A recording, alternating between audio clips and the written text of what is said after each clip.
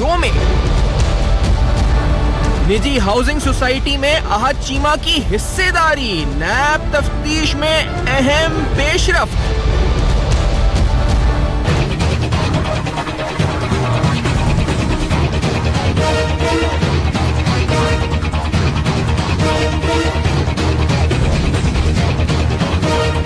Paragon city अस्खुद case, अहम तरीन सवालात की बाज़गश्त। खादिम आला को जाती तशहीर भारी पड़ गई। अस्सलाम वालेकुम। पस पर्दा हक़ाइक़ सनसनीखेज़ इंकशाफात प्रोग्राम बेनकाब में हूँ आपके साथ सैफान खान। पैरागॉन हाउसिंग के हवाले से आज एक और पेशरफ्त अहम तरीन हुई जब कोर्ट के नोटिस के बाद आज पैरागॉन की तरफ से एक शख्सियत पेश हुई supreme court, honourable supreme court में, जहां जब ये सवाल जवाब का सिलसिला शुरू हुआ तो सवाल जवाब अर्बन डेवलपमेंट कंपनी से मुंसलिक हुए कि आखिरकार उसके ठेके किसको अवार्ड किए गए, किस तरह से ठेके दिए गए। इसी तरह से ये सवाल जवाब जो हुए वो एलडीए सिटी के मुतालिक हुए कि किस मॉडल की बुनियाद पर एलडीए सिटी को बनाया गया, क्या किस तरह से प्लान किया गया, कौन सा मॉडल था जिसके जरिए प्लान किया गया। और अहम तरीन बात इस दौरान चीफ साहब ने कहा कि मालिकान कौन है पैरागॉन सिटी के। आखिरकार हमें सबऑर्डिनेट्स और मुलाजमीन नहीं बल्कि बताया जाए कि मालिकान कौन है। और इसीलिए शायद ख्वाजा साद रफीक साहब को, जो कि वफाकी वजीर है, तलब किया गया 10 मार्च को। ये अहम तरीन डेवलपमेंट पैरागॉन हाउसिंग के हवाले से, इसका ताल्लुक अहद चीमा से इस तरह से है कि 2 कंपनीज स्पार्को, बिस्मिल्लाह इंजीनियरिंग, जिनका कॉन्ट्रैक्ट था पीएलडीसी से, ये दोनों कंपनीज के बारे में कहा गया कि ये पैरागॉन हाउसिंग सिटी के फ्रंट कंपनीज हैं या उन्हीं की फ्रंट कंपनीज हैं जिन्होंने ये डील की थी पीएलडीसी से। और इस डील को पूरा एग्जीक्यूट अहद चीमा साहब ने किया, जिसके जरिए 14 अरब रुपए का कॉन्ट्रैक्ट एक कंपनी को दिया गया जो कि C4 कंपनी थी, जिसको 15 करोड़ रुपए से ऊपर का कॉन्ट्रैक्ट नहीं दिया जा सकता था। ये तमाम एग्रीमेंट्स, ये तमाम तफसीलात हमने आपको दिखाई है, लेकिन आज सुप्रीम कोर्ट में भी उन सवालात की बाज़गश हुई जो यहां पर भी हम बार बार उठाते रहे कि किस तरीके से ये कंपनी, कौन कौन हिस्सेदार है और किस तरह से ये रकम आपस में तकसीम हुई। यही नहीं बल्कि एक और हाउसिंग सोसाइटी, और ये मैं आपको बताता चलूं कि इस हाउसिंग सोसाइटी में कहा गया कि 2 नहीं बल्कि 3 पार्टनर्स हैं, जिनमें से एक पार्टनर के बारे में तो कहा जाता है जी कि वो जेर हिरासत है अहद चीमा साहब। और इस हाउसिंग सोसाइटी जो कि लाहौर में मौजूद है, अल हरम सोसाइटी के नाम से, एक निजी हाउसिंग सोसाइटी, जो कि जब अहद चीमा डीजीएलडीए थे तो 40 करोड़ रुपए तक उनकी हिस्सेदारी कहा गया कि इस हाउसिंग सोसाइटी में है।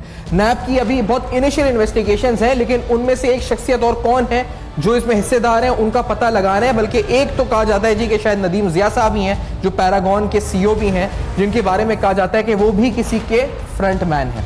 आज की इस पेशरफ पर और मजीद डेवलपमेंट्स पर बात होगी। ब्रिगेडियर रिटायर्ड मुसद्दिक अब्बासी साहब, साबिक डीजी नैब, हमारे साथ मौजूद है इस्लामाबाद स्टूडियोज में। लियाकत शाहवान, सीनियर तज़्ज़े-निगार, इस्लामाबाद स्टूडियोज में हमारे साथ मौजूद हैं। और राना अजीम साहब मौजूद हैं, सीनियर तज़्ज़े-निगार हैं, सीनियर सहाफ़ी हैं। राना साहब, आपका भी बहुत बहुत शुक्रिया, आपने ज्वाइन किया। राना साहब, मैं पहले पूछना ही चाहूँगा स्ट्रेट फॉरवर्ड, क्योंकि आपने ये भी पता लगा लिया कि नदीम जिया जिनके लिए छापे लगे थे वो मुल्क के अंदर हैं। ये दावा गलत है कि मुल्क से बाहर जा चुके हैं। 28 तारीख, अभी हमारी बात हो रही थी आपसे, तो आपने कहा 28 तारीख 1 2018 उनकी अराइवल है पाकिस्तान में, और यहां से गए नहीं है, डिपार्चर नजर नहीं आता, यानी he is in the country. Rana Azim साहब, ये आपकी मालूमात है? जी बिल्कुल, वो पाकिस्तान के अंदर मौजूद है। और जो अदालत को और नैब को बताया गया है कि जो नदीम जिया साहब पाकिस्तान से जा चुके हैं और एक जाली प्रोपेगेंडा किया गया है, ये बिल्कुल गलत है। नदीम जिया की आखिरी दफा जब पाकिस्तान से गए थे और उसके बाद वापसी हुई थी वो 28/1/2018 को हुई थी, जो ये PK 204 से दुबई से लाहौर वापस आए, और उसके बाद इन्होंने अभी तक पाकिस्तान के अंदर मौजूद है। और मैं इस बात को बिल्कुल चैलेंज करके कहता हूं कि वो पाकिस्तान के अंदर भी हैं और पाकिस्तान के एक सियासतदान के इस्लामाबाद वाले एक घर में या उसके गेस्ट हाउस में मौजूद है, या कराची में एक जगह है जहां पर MKM के साथ उनकी पार्टनरशिप भी चल रही है। आई चंडीगढ़ रोड पर जिन बैंकों में उनके अकाउंट भी हैं, जिनके हवाले से बड़ा मारूफ है कि वो कराची के अंदर किन के साथ कारोबार करते हैं, ये इन 2 जगहों में से किसी एक जगह पर नदीम जिया मौजूद है। पाकिस्तान से बाहर जाने के हवाले से ये जो डिटेल आपने बताई है, मैं चैलेंज से कह रहा हूं कि आज के दिन तक जिस वक्त ये प्रोग्राम चल रहा है उस वक्त तक नदीम जिया पाकिस्तान से बाहर नहीं गए। पाकिस्तान की तमाम इमिग्रेशन से, तमाम जगह से हमारे ज़राए ने इस बात की तस्दीक भी कर ली है, हमारे पास रिकॉर्ड भी मौजूद है सब कुछ मौजूद है कि नहीं गए, क्योंकि नदीम ज़िया जो है, जिस दिन ये नदीम ज़िया के हवाले से ये फैसला हुआ था कि इन्हें गिरफ्तार किया जाएगा, अहद चीमा गिरफ्तार होते हैं, तो उसी रात नदीम ज़िया रात 11:55 पर वाई ब्लॉक डिफेंस में मौजूद थे। वहां से वो फौरी तौर पर गायब होते हैं। गायब होकर कैवलरी ग्राउंड में किसी एक घर में जाते हैं जहां से शाहिद शफीक पकड़ा गया था, और उसके बाद वहां से वो फौरी तौर पर किसी और नामालूम मकाम पर चले जाते हैं। उनके राब्ते वफाकी वजीर के साथ हैं, इसका इजहार वफाकी वजीर ने एक रोज कबल एक बड़े डेवलपर के घर में होने वाली मीटिंग में भी किया है, और उसने कहा है कि मेरा उनसे राब्ता है, टेलीफोन नंबर चेंज कर लिए गया है, व्हाट्सएप ग्रुपों में व्हाट्सएप के जरिए उनसे राब्ते होते हैं, लेकिन ये कन्फर्म है कि वो पाकिस्तान के अंदर मौजूद है। चूंकि अब नया बुला लिया गया है सुप्रीम कोर्ट की तरफ से। आपने दो हवाले दे दिए, एक तो आपने इस्लामाबाद का कहा है, दूसरा कराची का है, यानी आपकी इंफॉर्मेशन यकीनी तौर पर दुरुस्त ही होगी, मैं क्यों उस पर क्वेश्चन करूं, लेकिन आगे नैब क्या करती है ये देखना होगा। लेकिन साथ राना साहब, ब्रिगेडियर मुसद्दिक अब्बासी साहब, दूसरी अहम डेवलपमेंट जो हुई है वो नैब की तफ्तीश में पेशरफ्त है, और 40 करोड़ रुपए की सरमायाकारी बताया जा रहा है। बतौर डीजीएलडी अहद चीमा ने खुद एक निजी हाउसिंग स्कीम में करी, उसको एनओसी दिलवाई गई अल हरम सोसाइटी को लाहौर में, और ये अभी बहुत इनिशियल इन्वेस्टिगेशन है। लेकिन रोज बरोज मुसद्दिक साहब जिस तरह से ये जेर हिरासत है, कस्टडी में है, एक नया इंकिशाफ होता है। आज 40 करोड़ की एक और सरमायाकारी का इंकिशाफ हो गया है। ये कितनी डेट्रीमेंटल, कितनी ह्यूज, कितनी बड़ी इस पर ये डेवलपमेंट्स हैं मुसद्दिक साहब? बात यह है कि लग ऐसे रहा है कि नैब के ऊपर एक एक्युमुलेटिव इफेक्ट आ गया है जी। क्योंकि ऐसे नहीं है कि जस्टिस जावेद साहब ने टेक ओवर किया और मुल्क में करप्शन शुरू हो गई। ये केसेस तो पुराने हैं, प्रोजेक्ट्स पुराने हैं, करप्शन पहले भी थी, लेकिन क्योंकि इससे पहले अगर आप हिस्ट्री में जाएं तो 2008 में नैब को डिफंक्ट कर दिया गया था। 10 मार्च मुझे याद है कि 2008 को एक स्टेटमेंट प्राइम मिनिस्टर ने दी थी कि नैब आज से ख़त्म कर दिया जाता है जी। तो उसके बाद नैब के साथ क्या हुआ कि हमारे सिर्फ तनख्वाहें मिलती थी, हमें इवन पेट्रोल के पैसे नहीं मिलते थे काम करने के लिए। ये सिचुएशन चलती रही। हमारे 3 जो है चेयरमैन को सुप्रीम कोर्ट ने फायर कर दिया। फिर पिछले जो चेयरमैन गुजरे हैं, जो उनका 4 साल का टेन्योर था, और उस वक्त भी बीच में एक फ्रेंडली प्रोसिक्यूशन आई जिससे कुछ केसेस को किसी हद तक डिस्ट्रॉय किया, किसी हद तक को चलने नहीं दिया। और पिछले जो टेन्योर गुजरा है उनकी एक अपनी पॉलिसी थी, क्योंकि अगर शुरू से इन केसेस के ऊपर, इन प्रोजेक्ट्स के ऊपर काम होता रहता, एंटी करप्शन काम करती रहती, ACE या नैब काम करती रहती, तो ये केसेस इस वॉल्यूम और हजूम तक ना जाते। हुआ ये है कि क्योंकि अक्रॉस द बोर्ड अभी अकाउंटेबिलिटी चेयरमैन ने शुरू कर दी है और ये सारी चीज़ें ऊपर आना शुरू हो गई हैं। कारपेट उठ गया और बेबहा जो है गंद आना ऊपर शुरू हो गया है।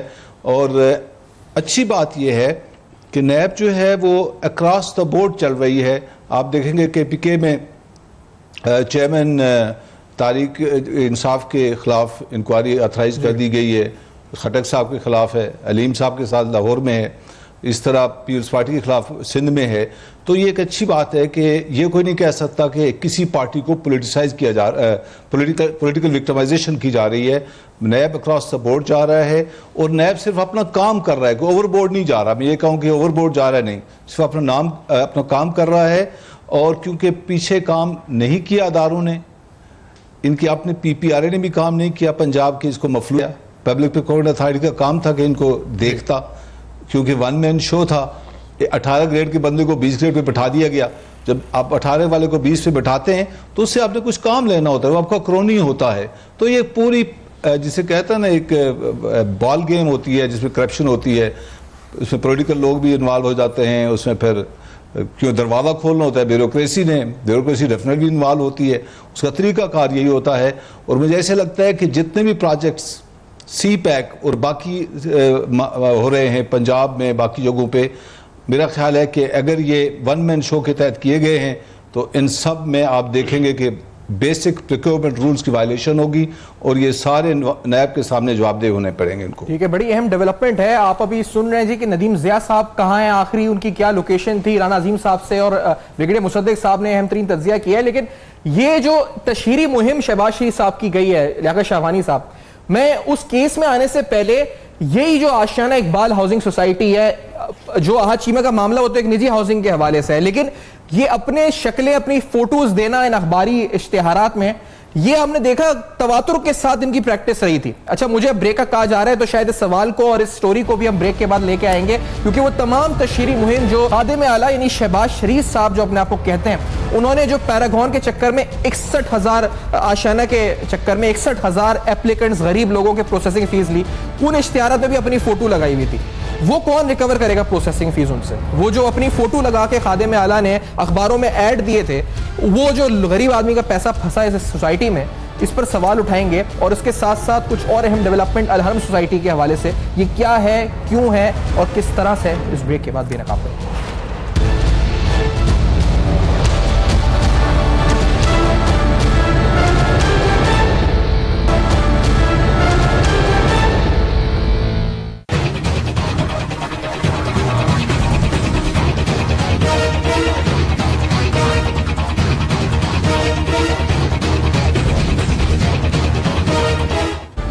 Welcome back. आप देख रहे हैं बेनकाब, और बेनकाब में आज अहम तरीन मामलात और अहम तरीन जमीनों और हाउसिंग स्कीम्स पर पंजाब में बनने वाली सवालात उठा रहे हैं। स्पेसिफिकली स्पीकिंग, ये मामलात अब नैब नहीं बल्कि आला तरीन अदालतों में सवालात उठाए जा रहे हैं कि पैरागॉन का मालिक कौन है, पैरागॉन LDA सिटी में क्या हुआ, अर्बन डेवलपमेंट कंपनी में किसकी शिराकत दारी है, किस तरह से कॉन्ट्रैक्ट अवार्ड हुआ, ठेके किस तरह दिए गए। ये अब नैब नहीं आला अदालतों तक बात चली गई है। तो ये जो दायरा कार है तफ्तीश का, वो वसीतर और घेरा तंग हो रहा है इस पर जिन लोगों ने ये सब काम किए थे। एक सोसाइटी और जिसका मैं जिक्र कर रहा हूँ, अलहरम सोसाइटी अहाद चीमा साहब की, जिसमें 40 करोड़ रुपए की सरमायाकारी कहा जाता है बताई जाती है। एक नहीं तीन पार्टनर्स, खुद DG LDA के तौर पर खुद ही NOC इशू किए, खुद ही पार्टनर बन गए। नैब की तफ्तीश जारी है, इनिशियल इन्वेस्टिगेशन आपसे शेयर कर रहा हूँ। ये खादिम आला के इश्तिहारात जो हम देखते थे अखबारों में, उनकी फोटोग्राफी के साथ। लियाकत शहवानी साहब, मैं ब्रेक से पहले आपसे पूछ रहा था सर, ये अकॉर्डिंग टू नॉर्म्स और रूल्स वो तो अपनी जगह ठीक है कि क्या हुआ, लेकिन ये जो इन्होंने लूटा मैं इसलिए कह रहा हूँ, अनफॉर्चुनेटली बड़ा हार्श लफ्ज है। 61,000 एप्लीकेंट्स थे आशाना इकबाल के, उन्होंने प्रोसेसिंग फीस दी। शहबाज शरीफ साहब ने अपनी फोटो लगा के ये सब किया, ये हर स्कीम में यही करते हैं। आखिरकार वो किधर जाके अपना सर मारे जाके कि इनकी फोटो देख के हमने तो स्कीम में पैसा लगा दिया। शहवानी साहब जी, एक शहंशाह ने बनाकर असीम रायवंड महल हम गरीबों के झोंपड़ों का उड़ाया है मजाक। आवाम के पहले ये आवाम से वोट लेते थे, अब अपने इश्तिहारात और तशहीर का जो नोट है वो भी अवामी ख़जाने से लगा रहे हैं। इससे बड़ा अलमिया और क्या हो सकता है कि गरीब लोगों को, जिनके पास न रोटी 50-60 साल पहले ये नारा लगा था, ना आज तक न रोटी मिला, न कपड़ा मिला, न मकान, अब जो छोटे मोटे मकान झोंपड़े, उसके नाम पे भी आवाम का जो है पैसा लूटा जा रहा है। आज चीमा और ये पूरा एक सिस्टम जो आशियाना हाउसिंग स्कीम का हमें नज़र आ रहा है, और इसमें जो करप्शन है बिल्कुल वाज़े नज़र आ रही है। और आज चीमा की जो पुर्तियाँ हैं, उसके पुर्तियों में आप देख लें कि आज चीमा की पुर्तियाँ इख्तियारात से ज़ायद नौकरियों पे भर्तियाँ, ठेकेदारों से वसूलियाँ, महकमाना बेज़ाब्तगियाँ और अपने ग्रेड से बढ़कर ओहदों पे बराजमानियाँ, आमदन से ज़ायद अयाशियाँ, ये सब है करप्शन की निशानियाँ। हमारे मुल्क में करप्शन इस तरह नहीं किया जाता कि खजाने में पैसे पड़े हैं कोई जाके उठा के ले आए। करप्शन के 5 यहाँ पर तरीके वारदात हैं। पहला यह है कि ठेकेदारों से कमीशन और किकबैक वसूल किया जाता है। दूसरा तरीका यह है कि अपने लोगों को अपॉइंट किया जाता है, जैसे आज चीमा ने 60 भर्तियां की अपने इख्तियारात से बढ़ के, उसमें पैसे भी लिए होंगे और अपने लोगों को अपॉइंट भी किया होगा। तीसरा तरीका यह है कि अगर आप ग्रेड 18 में 1 ग्रेड अप, तो आपका इख्तियार हो सकता है टेम्परेरी बुनियाद पे। 2 स्टेप अगर आप ऊपर जाएंगे, यह भी करप्शन की एक निशानी है। तो ये तमाम निशानियां इस मामले में हाउसिंग स्कीम में अलहरम में आज आपने कहा कि 40 करोड़ रुपए की इन्वेस्टमेंट है, कुछ वुज़रा इसमें मुलविस दिखाई दे रहे हैं, और C4 जो कैटेगरी है 15 करोड़ रुपए, उससे किसी C4 कंपनी को अनलिमिटेड कंपनी का ठेका देना, ये खुद जो है ना करप्शन है। इससे जाहिर हो जाता है कि इसमें करप्शन जो हुई है, और इस करप्शन के जो तनाजुर है, पूरा जो हमारे सामने एक पिक्चर बन रहा है, न सिर्फ इसमें मनी ट्रेल इनका नजर आ रहा है, बल्कि नेटवर्क का ट्रैक भी आहिस्ता आहिस्ता ट्रेस किया जा रहा है, और नैब की बहुत बड़ी कामयाबी है। और अलिफ लैला की इस दास्तान में अली बाबा 40 चोर की बजाय अली बाबा के साथ 400 चोर हमें नजर आ रहे हैं, और चोर आस्ते आस्ते पकड़े जा रहे हैं। और इसी केस में हमें नहीं भूलना चाहिए कि शहबाज शरीफ को भी नैब ने तलब किया था, और लगता यह है कि कड़ियां जुड़ते जुड़ते जो बड़े बड़े इसमें आज चीमा, तो इसमें एक मोरा है, वो इकबाल का शेर है कि स्केल में तायुन मरातब है जरूरी, शातिर की इनायत से तो फर्जी भी पयादा, ए पयादा बेचारा तो एक मोरा है नाचीज, फर्जी से भी पोशीदा है शातिर का इरादा। तो शातिर कोई बड़ा आदमी है, ये सारे उसके मोरे हैं। बिसात करप्शन की जो बिछाई गई है पंजाब में अवाम को लूटमार की, पैसा भी अवाम का लूटा भी अवाम जा रहा है, ख्वाब भी अवाम को दिखाया जा रहा है, अवाम के ख्वाब बेचे भी जा रहे हैं, और उनको ख्वाब दिखा दिखा के तशहीर भी अवामी के पैसों से की जा रही है। मैं समझता हूं, और ये जुल्म आज का नहीं है, ये जुल्म होता रहा है, पहले भी होता रहा है। हमारे मोहतरम मेट्रो मैन जो बहुत बड़े टेक्नोक्रेट, बैरोक्रेट, एक्सपर्ट के तौर पे जाने जाते थे, अब हमें समझ आ रहा है कि उसकी असल सलाहियत और काबिलियत वो करप्शन की है, प्रोजेक्ट्स को मॉनिटर करने की नहीं है। ऑरेंज मेट्रो लाइन अभी आपके सामने आना है, लैपटॉप 20,000 रुपए का लैपटॉप 38,000 रुपए में कैसे लिया गया। और दूसरी बात यह है कि मोबाइल फोन आने के बाद अब लैपटॉप की जरूरत ही क्या रही, और मोबाइल जो है यहां पर भी ये बेजाब्तगी है कि लैपटॉप के बजाय आपको सेल फोन देना चाहिए था, जो स्टूडेंट के लिए बैक वक्त मोबाइल का भी काम करता और लैपटॉप का भी काम करता। लैपटॉप का रिवाज भी खत्म हो गया। ये आपने आता सही किया, और ये जो आपने बात की इकबाल का शेर पढ़कर, ये बड़ी इंपॉर्टेंट बात है, क्योंकि नैब की रिपोर्ट भी, जो नैब रिपोर्ट सबमिट हुई थी अभी, जब प्रिलिमिनरी इन्वेस्टिगेशन रिपोर्ट थी, उसमें भी लिखा था it's a mega corruption scam. Exact लफ्ज हैं उस रिपोर्ट के, हम दिखा भी रहे हैं स्क्रीन पे, उसमें लिखा था जी कि इसमें अनकंसर्न्ड एंटिटीज इन्वॉल्व हैं, यानी इसमें बड़ी एंटिटीज इन्वॉल्व हो सकती हैं। अच्छा, हाउसिंग सोसाइटीज की बात हो रही है, तो राना अजीम साहब, सर आपकी इत्तलात इस बारे में क्या है? ये अल हरम सोसाइटी 40 करोड़ की सरमाया, इसमें भी सुना है जी पार्टनर एक पैरागॉन वाले ही है, और तीसरा पार्टनर का नैब पता लगाने की कोशिश कर रही है। एक और स्कैंडल सामने आ गया है आहत चीमा का, इसमें कौन कौन मुलव्विस है और कितनी हाउसिंग सोसाइटीज है राना साहब?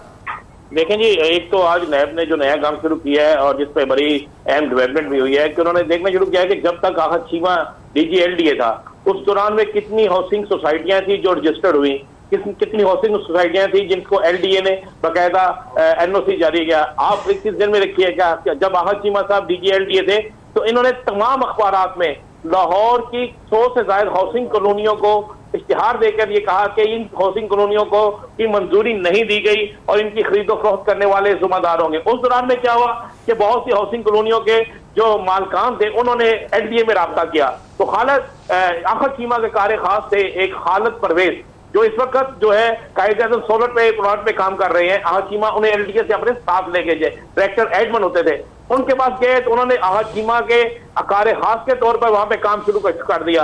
तो ऐसी तमाम सोसाइटियां जिन्होंने उसमें इनको हिस्सा दिया, और उसमें हिस्सा देने के बाद वजीर आला पंजाब के करीबी अजीज जिनका डिफेंस में घर है, जिनकी लाहौर में प्रॉपर्टी के हवाले से अच्छी खासी शोहरत है, उनको साथ मिला के उस कॉलोनियों में अपनी हिस्सेदारी शुरू कर दी। एक इनके रिश्तेदार जो करीबी अजीज थे जिन्हें नैब ने बुलवा के जिनसे बयान भी रिकॉर्ड कर लिया, उनका नाम अहमद हसन है। कुछ प्रॉपर्टियां उनके नाम की गई, कुछ अपनी बहन के नाम, कुछ अपनी सिस्टर इन लॉ के नाम, इस तरह किया गया। तो ये जो कॉलोनी है अल हरम जो हाउसिंग सोसाइटी है, ये PCSIR लबार्टी सोसाइटी है उसके बिल्कुल साथ है। इसमें बकायदा इसको NOC जारी किया गया उसी दौरान में, पहले इन्हें नोटिस किया गया, उसके बाद NOC जारी किया, और इस वक्त नैब के रिकॉर्ड में चीज मौजूद है कि 40 करोड़ की सरमायाकारी आहत चीमा की है, और उसके साथ नदीम ज़िया की पार्टनरशिप है, और नदीम ज़िया को जो है उस पार्टनरशिप के इवज नदीम शाह ने इनके सपोर्ट की, और बिल्कुल LDA प्लाजा जो है जोहर टाउन में उसकी बैक पे एक पेट्रोल पंप है, वो फिर लीज पे दिया गया नदीम ज़िया को। और मैं आज एक और खबर आपके यहाँ ब्रेक करूं, हाल ही ये नहीं, एक बहुत बड़ा स्कैंडल जिसकी आइंदा चंद दिनों में जो सामने आएगा वो है ग्रैंड हयात रिजेंसी होटल इस्लामाबाद, जिसमें फ्लैट बने, जिसमें बहुत कुछ बना। वो बनाने वाला बंदा बिस्मिल्लाह टेक्सटाइल मिल का मालिक था। जब वो काम शुरू हुआ तो उसमें 25% जो शेयर थे वो नदीम हयात नदीम के थे। जब नदीम ने ये तो उसमें जब उस आदमी ने सेल किया तो उसमें इमरान खान समेत पाकिस्तान की बड़ी मारूफ शख्सियात ने भी उस जगह पे बनने वाले फ्लैट खरीदे थे। उसके बाद जब वहां पे इन्होंने अपना हिस्सा मांगा, उससे डिमांड की कि हम तुम्हें पकड़वा देंगे, FIA में केस चला गया, FIA इस्लामाबाद में उसे क्लियर कर दिया, नैब में गया रिसेंटली। हाँ जी, और उसके बाद FIA जब इस्लामाबाद उन्हें क्लियर करती है तो फौरी तौर पर उसकी इन्वेस्टिगेशन दोबारा लाहौर FIA को तब्दील कर दी जाती है, जिसमें वफाकी वजीर की मुदाखलत होती है और फिर उसे मजबूर किया जाता है कि अब तुम यहाँ से बच के नहीं जाओगे। अगर ये एक से, क्योंकि आपने ये काफी सारी तफसीलात दी है मुसद्दिक साहब, मैं ये क्योंकि बहुत सारी बातें इंपॉर्टेंट है, लेकिन इसमें जो दो बातें थी कि नदीम जिया किधर है, क्योंकि ये कहते हैं कि नदीम जिया इस्लामाबाद में या फिर कराची IH चंदे के रोड में कुछ बैंक्स हैं, वहां उनकी सपोर्ट में वो इस वक्त हैं, मफरूर हैं। खैर, उस बात से हटकर के नदीम जिया कहां है, आज सवाल पैरागॉन की मिल्कियत के हवाले से कोर्ट में भी हुआ कि मालिक कौन है, मालिक को सामने लाए। साद रफीक साहब को नोटिस हुए, हम जो बोर्ड ऑफ डायरेक्टर्स देखते हैं वहां किसी सियासतदान का नाम नजर नहीं आता। ये कहा जाता है कि फ्रंट मैन है, कोई अली सज्जाद है, कोई नदीम जिया है। नैब किस तरह पहुंचेगा इस बात तक कि कौन है इसमें? शहबाज शरीफ साहब हैं, कौन है, कोई वफाकी वजीर है, कौन इसका मालिक है? इस पर ये documents, agreements, board of director का स्ट्रक्चर, हतमी नतीजे तक कैसे पहुंचा जाएगा? मुसद्दिक अब्बास साहब, इसमें जो नैब की जो एक प्रोसीजर होता है, मेथडोलॉजी होती है, उसमें हम देखते ये हैं, मसलन ये जो 40 करोड़ रुपए की इनकी इन्वेस्टमेंट है, ये डायरेक्ट इनका investment in form of liquidity नहीं होगी, बल्कि इनका इसके अंदर एक शेयर होगा या इनकी बेनिफिट इन्हें उठाई होगी। पहली बात तो ये है। दूसरी बात यह कि जो मनी ट्रेल होती है, जो किसी के बैंक में जाती है, डेफिनेटली वो वहाँ से मनी ने कहीं पैसे ने कहीं ट्रैवल करना होता है, वो ट्रैवल करके किसके अकाउंट में गया है, किसने उससे बेनिफिट उठाया है, तो ये नेटवर्क सारा पता चल जाता है। इसमें ये नहीं होता कि आप पैसा ज़मीन में तो छुपा नहीं सकते, आपने किससे बेनिफिट उठाई, अगर ज़मीन उठाई है तो किसी अपने फ्रंटमैन के नाम की होगी, फ्रंटमैन से जब आप तफ्तीश करते तो पता चल जाता है कि असल में इसका जो बेनिफिशरी कौन है, he is just frontman.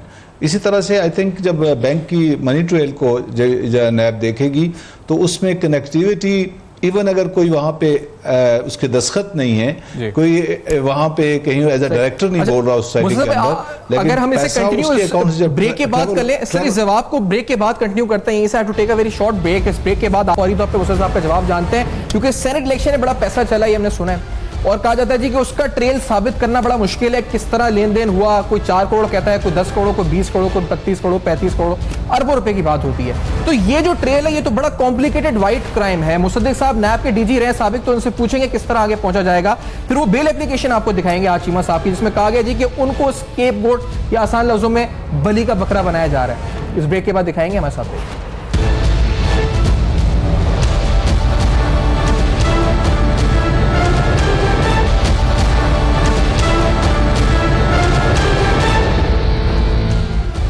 Welcome back. आप देख रहे हैं बेनकाब, जहां पर अहम तरीन तफ्तीश नैब की अब तक क्या है, आज चीमा से इंकशाफात क्या हैं। आज एक और हाउसिंग सोसाइटी का तस्करा हमने किया आपको के इन्वेस्टिगेशन में, जिसकी बात सामने आई है। ये जो मुल्जिम हाथ चीमा है, अपनी बेल एप्लीकेशन में स्केप गोट का इस्तेमाल करते हैं। ये कहते हैं कि इनको स्केप गोट, आसान अल्फाज में बली का बकरा, या इनको ब्लेम किया जा रहा है उस काम के लिए जो काम इन्होंने नहीं किया है।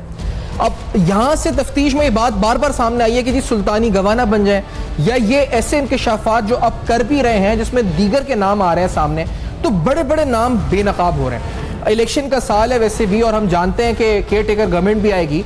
मुसद्दिक साहब, मैं इस बेल एप्लीकेशन पर और आप जो बात कंटिन्यू कर रहे थे, मैंने सवाल सेनेट इलेक्शन से मुमासलत में जोड़ा भी था। अब केयर टेकर सेटअप भी आने वाला है, जो इंकशाफात आज चीमा साहब ने कर दिए हैं, तो ये गिरफ्तारियां अब होंगी, यानी कानून हरकत में अब आएगा, या केयर टेकर सेटअप का इंतजार करेगी नैब? प्रोसीजर क्या होगा इसका? नहीं, मेरा ख्याल है कि नैब जिस तरह प्रोसीड कर रही है और जिस तरह अनफोल्ड हो रही हैं चीज़ें, इसमें चीज़ों को पॉलिटिकल एंगल से नहीं देखा जाएगा, केस के मेरिट के हिसाब से देखा जाएगा, और जिस जिस की गिरफ्तारियां या जिस जिस को कॉल करना है उनको कॉल किया जाएगा। बिकॉज कहीं पे भी अगर नैब जोहल खाती है, किसी तरफ अपनी इंक्लिनेशन दिखाती है, कोई सॉफ्ट कारण दिखाती है, तो नैब का जितना भी परफॉर्मेंस या काम होगी वो सिफर से ज़रब खा जाएगी। तो मेरा ख्याल है चेयरमैन ऐसा नहीं करेंगे, वो अक्रॉस द बोर्ड चलेंगे। जिसकी अरेस्ट रिक्वायर्ड होगी वो करेंगे और जिसकी नहीं रिक्वायर्ड होगी नहीं करेंगे। अरेस्ट बेसिकली किस लिए की जाती है? सही बात है। ये समझने वाली बात है कि अगर एक शख्स उस इंटरोगेशन इन्वेस्टिगेशन में वो कोऑपरेट नहीं कर रहा या उसकी इन्वेस्टिगेशन इंटरोगेशन करके अपने बाकी लोगों तक पहुंचना है तो उसको अरेस्ट करना लाजमी होता है। इसलिए आपने देखा होगा आज चीमा के साथ बाकी लोग जो है इसमें इन्वॉल्वमेंट जितनी की आ रही है वो अरेस्ट होते चले जा रहे हैं। तो मेरा ख्याल है कि नायब अक्रॉस द बोर्ड जाएगी और जिसको अरेस्ट करना होगा अरेस्ट करेंगी, जिसको कॉल करना होगा उसको कॉल करेंगी। आपने एक सवाल मुझे पूछा था इससे पहले ब्रेक से कि ये कनेक्टिविटी कैसे होगी, क्योंकि जो मिनिस्टर्स होते हैं या बाकी लोग अपने साइन तो करते नहीं हैं, उनके फ्रंटमैन होते हैं, तो कनेक्टिविटी आप एक बड़ा मुश्किल काम होता है वाइट कॉलर क्राइम में, क्योंकि इसको साइंस कहते हैं, ये कोई आसान काम नहीं है। और आजकल क्योंकि जो बड़े लोग हैं वो बड़े समझदार भी हो गए हैं, वो पाकिस्तान के बैंकों में पैसा भी नहीं रखते और वो डायरेक्ट इस तरह से कोई इंडिकेशन नहीं छोड़ते जहाँ पता चल सके कि इन्होंने करप्शन की है। उसका तरीका क्या होता है, फिर जो मेन एक्यूज होते हैं वो एक कन्फेशनल स्टेटमेंट देते हैं कि हमने इनको पैसा किस सूरत में दिया, कैसे दिया।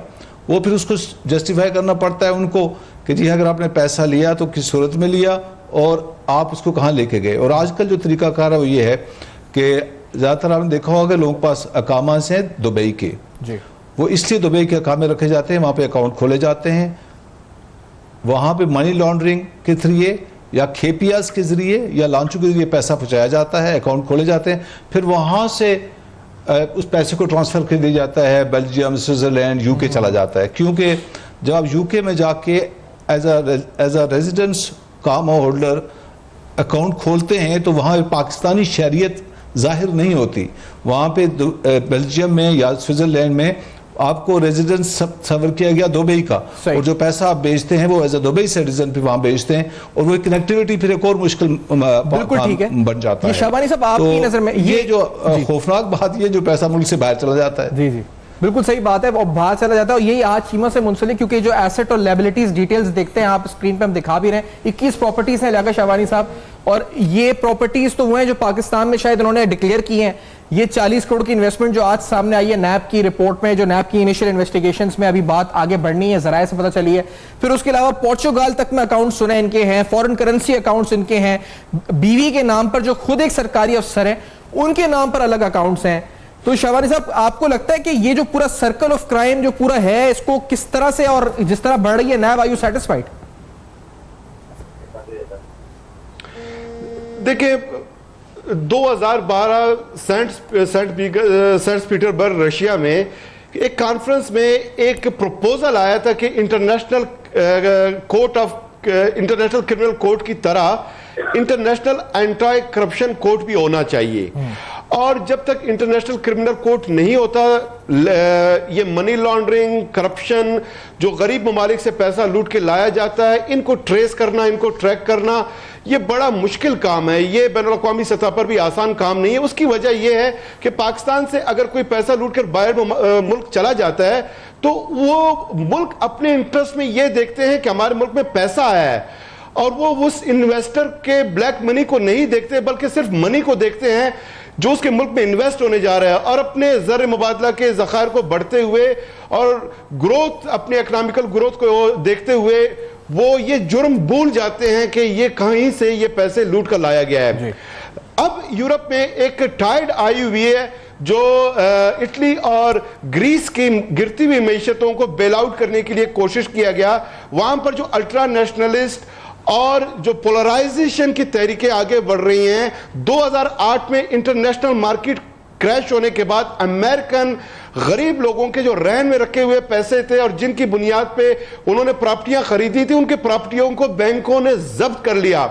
उसके बाद लंदन इंटरनेशनल मार्केट जो है वो क्रैश हुए, फिर जापान, फिर दुनिया में एक रिसेशन आया। उसके बाद मल्का बरतानिया ने लंदन में जो इंटरनेशनल इकोनॉमिस्ट है उसका एक कॉन्फ्रेंस बुलाया और सवाल उठाया कि आप इतने बड़े बड़े इकोनॉमिस्ट बैठे हैं, क्या आप प्रेडिक्ट नहीं कर सके कि 2008 में मार्केट क्रैश होने जा रहा है? तो सब ने कहा कि हम प्रेडिक्ट इसलिए नहीं कर सके कि there is a hidden hand, एक गैर मरई आत है जो दुनिया की इस माशी निजाम को चलाती है, और उसी के मातहत international economical system, black money, drug money, money launderers और ये जो इंटरनेशनल कार्टेल है, तो ये एक मुश्किल काम होगा। लेकिन अगर आपके पास विल हो तो और आवाम के लिए धड़कता हुआ दिल हो तो मेरे ख्याल मुश्किल नहीं। अगर हम इस बात को मुश्किल समझते तो पैनामा केस में भी इतनी पेशरफ्त नहीं होती, पैराडाइज लीग केस में भी पेशरफ्त नहीं होती, और नैब में जो अब अक्रॉस द बोर्ड पूरे पाकिस्तान में चारों सूबों में सिविल मिलिट्री ब्यूरोक्रेसी, ठेकेदार माफिया, मिनिस्टर्स, एमपीएस, इन सब पे बैक वक्त हाथ डाला जा रहा है, तो इतनी भी पेशरफ्त नहीं होती। मेरे ख्याल में हमें पुरुमीद होना चाहिए। ये काम मुश्किल जरूर है लेकिन नामुमकिन नहीं है। अब जो इंटरनेट की जो डेवलपमेंट हुई है, जो कंप्यूटर ने जो तरक्की की है, विल और दिल बुनियाद पे। चले सर, मैं इस बात पे, क्योंकि आपने कहा कि विल और दिल दोनों होने चाहिए। राना अजीम साहब, आज ब्रिगेडियर रियाज साहब जो पेश हुए थे पैरागॉन केस में, तो उन्होंने ताहिर जावेद का नाम लिया। ये कौन है ताहिर जावेद, और आपको क्या लग रहा है? क्योंकि अब क्या होगा? अब तो उसमें साद रफीक साहब को तलब किया गया है, नैब किस पर आगे हाथ डालने वाली है? पे इस पे इत्तलात क्या है, क्या होने क्या लगा है बस के बाद आगे इस केस में? ये मियां ताहिर जावेद जो है अर्बन डेवलपर एक कंपनी है जिसके सीईओ है, उनका पैरागॉन में कोई सिलसिला नहीं है। उनको एलडीए सिटी जो है, लाहौर एलडीए सिटी, उस पर बुलाया गया था, जिस पर उन्होंने कहा कि आप देख ले, मैं बिल्कुल क्लियर हूं, और मेरी इत्तला के मुताबिक नैब ने उन्हें क्लियर किया है। उनको साफ मुंसलिक किया जा रहा था, जो ब्रिगेडियर पेश हुए थे, ट्रेड ब्रिगेडियर, वो पैरागॉन की तरफ से पेश हुए थे, जिस पर डीजे साहब ने कहा कि हम ख्वाजा साद रफीक को बुलाया जाए। हर तरफ यही शोर है कि ख्वाजा साद रफीक पैरागॉन के ऑनर हैं, क्योंकि शाहिद शफीक ने जो पैरागॉन का एक डायरेक्टर है जो गिरफ्तार है इस वक्त, उसने ये इंकशाफ कर दिया है। उसने बहुत सी चीजें दे दी हैं, जिसमें उन्होंने एक शहजाद वहीद का नाम लिया है। शहजाद वहीद ख्वाजा साद रफीक का बहुत करीबी आदमी है, और स्टेट लाइफ जो हाउसिंग सोसाइटी है उसका वो प्रेसिडेंट भी है। उसने कहा है कि 1 अरब और कुछ करोड़ रुपए जो है वो शहजाद वहीद के पास जो है ख्वाजा साद रफीक के हैं। ये शाहिद शफीक ने कहा है। इसके बाद उसने ये भी बताया है कि ख्वाजा साद रफीक की किस तरीके से हम उन्हें पैसे देते थे, किस तरीके से पैरागॉन में उनका अमल दखल था, वो क्या करते थे क्या नहीं करते थे। ये सारी चीजों के बाद, चूंकि आज जिन्हें पैरागॉन के हवाले से रिपोर्ट भी मंगवाई थी, नैब से भी मंगवाई थी, तो नैब की उस रिपोर्ट में वो सारा कुछ पढ़ने के बाद जो है उसको बुलवाया गया है, ख्वाजा साद रफीक को बुलवाया गया है। ख्वाजा साद रफीक पेश होंगे, सामने आएंगे। अगर वो इनकार करते हैं कि उनका कोई तलक नहीं है, तो फिर एक जवाब देना पड़ेगा कि